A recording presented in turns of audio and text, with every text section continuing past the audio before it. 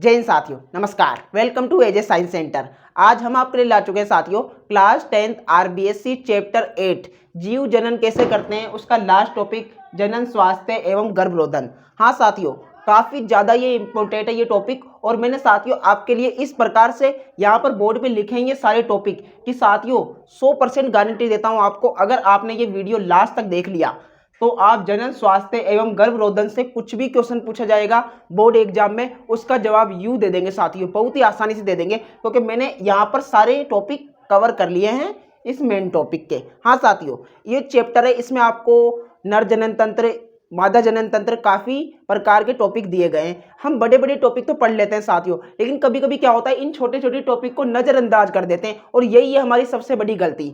इन टॉपिकों को हमें कभी भी नज़रअंदाज नहीं करना चाहिए, क्योंकि बोर्ड एग्जाम में साथियों कहीं से भी कोई सा भी किसी प्रकार का क्वेश्चन आ सकता है। ये आपको समझाना था, जो मैंने इस प्रकार से समझा दिया। अब हम पढ़ लेंगे जनन स्वास्थ्य एवं गर्भरोधन क्या होता है साथियों। गौर से देखिएगा, वीडियो क्लिक कर दिया है तो गारंटी देता हूँ साथियों 100 में से 99% बच्चे ये टॉपिक यहाँ से सीख कर जाएंगे। कुछ ही बच्चे होंगे 1% ही जो इस टॉपिक को दोबारा बुक में पढ़ेंगे, वरना यहीं के यहीं याद हो जाएगा साथियों। स्क्रीनशॉट ले लेना लास्ट में, ताकि आपको ये याद रहे। ठीक है साथियों, तो हमारा टॉपिक है साथियों जनन स्वास्थ्य एवं गर्भरोधन। तो सबसे पहले डेफिनेशन आ जाए एग्जाम में कि जनन स्वास्थ्य से आप क्या समझते हैं या जनन स्वास्थ्य क्या होता है, तो ये वाली डेफिनेशन लिखना साथियों। जनन स्वास्थ्य का अर्थ है जनन से संबंधित सभी आयाम, जैसे शारीरिक, मानसिक, सामाजिक एवं वैवाहिक रूप से स्वस्थ होना।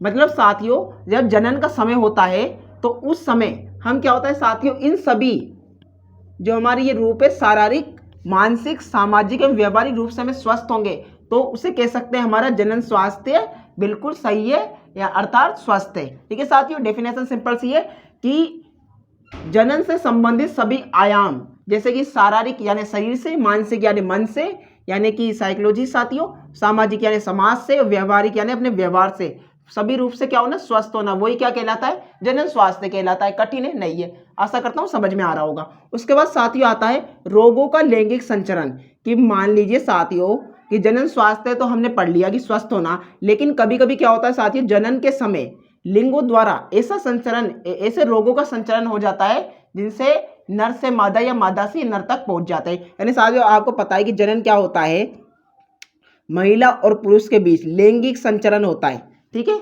लिंगों द्वारा संचरण होता है, तो उसमें क्या होता है साथियों, कुछ यहाँ से पुरुष के पास से शुक्राणु आते हैं और स्त्री के पास से अंडाणु आते हैं। यानी कि साथियों संचरण में इन अंडाणु और शुक्राणु के साथ साथ कुछ रोगों का भी संचरण हो जाता है। जैसे क्या होता है, डेफिनेशन समझे कि रोगों का लैंगिक संचरण क्या होता है। अनेक रोगों का लैंगिक संचरण भी हो सकता है, जैसे एक तो होते हैं जीवाणु जनित, यानी जीवाणु द्वारा होते हैं साथियों, जिसमें आते हैं आपके रोग गोनेरिया और सिफिलिस।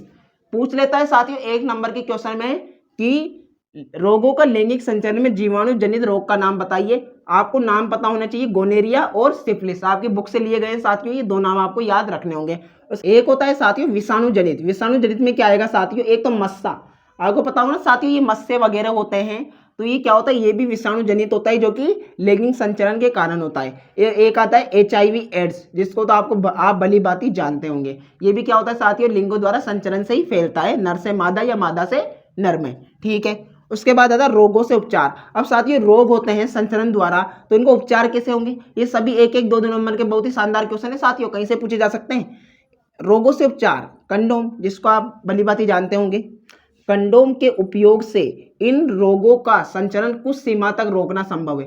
कुछ सीमा तक साथियों, पैकेट पे भी लिखा होता है कि 90% या 99% होती है साथियों सभी चीज से सुरक्षा, यानी कि कुछ सीमा तक क्या कर सकते हैं, हम इसको रोकना संभव है।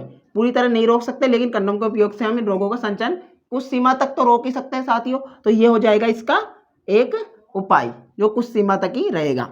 उसके बाद आता है साथियों अगला टॉपिक जनन स्वास्थ्य, एकदम क्लियर।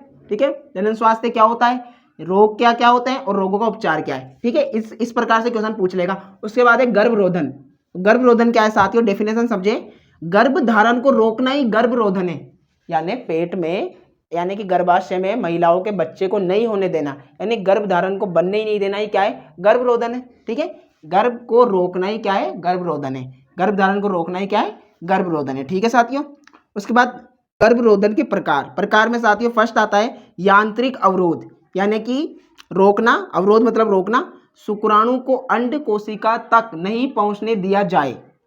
यानी शुक्राणु को, पता है साथियों, आपको पता है कि पुरुष में क्या होता है, शुक्राणु होते हैं और महिला में अंडाणु होते हैं। शुक्राणु की आकृति कुछ इस प्रकार होती है, अंडाणु की आकृति इस प्रकार होती है। अगर शुक्राणु अंडाणु में इस प्रकार से प्रवेश कर जाए तो निषेचन होता है, निषेचन से यहाँ पे बच्चे का यानी भ्रूण का विकास होता है। अगर हम शुक्राणु को अंड कोशिका तक नहीं पहुंचने दिए जाएंगे तो बच्चा कैसे बनेगा, शिशु कैसे बनेगा साथियों, नहीं बनेगा। तो एक तो ये हो गया नहीं पहुंचना दिया। आप कैसे नहीं पहुंचेगा साथियों, उसमें आता है शिश्न को ढकने वाला कंडोम।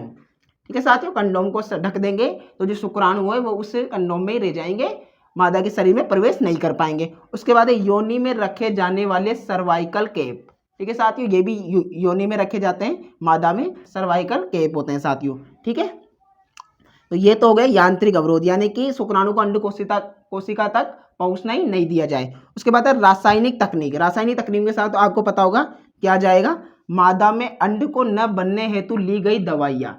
यानी कि साथियों रासायनिक नाम आया था कि जो कई प्रकार की गोलियां खाई जाती है जिनसे बच्चे नहीं होते हैं या भ्रूण नहीं बनता है या गर्भधारण नहीं होता है, तो सारी दवाइयाँ किस में आ जाएगी, रासायनिक तकनीक में आ जाएगी। उसके बाद एक है शल्य क्रिया तकनीक। शल्य क्रिया मतलब पता है साथियों आपको, ऑपरेशन होता है तो पुरुषों में तो क्या होता है, नसबंदी होती है, और महिला में होता है ट्यूबेक्टोमी, है ना। महिलाओं में जो नसबंदी होती है साथियों उसे कहते हैं ट्यूबेक्टोमी। ठीक है, तो इस प्रकार से आप ये नाम याद रखना। इस प्रकार से आपका ये टॉपिक क्लियर हो गया।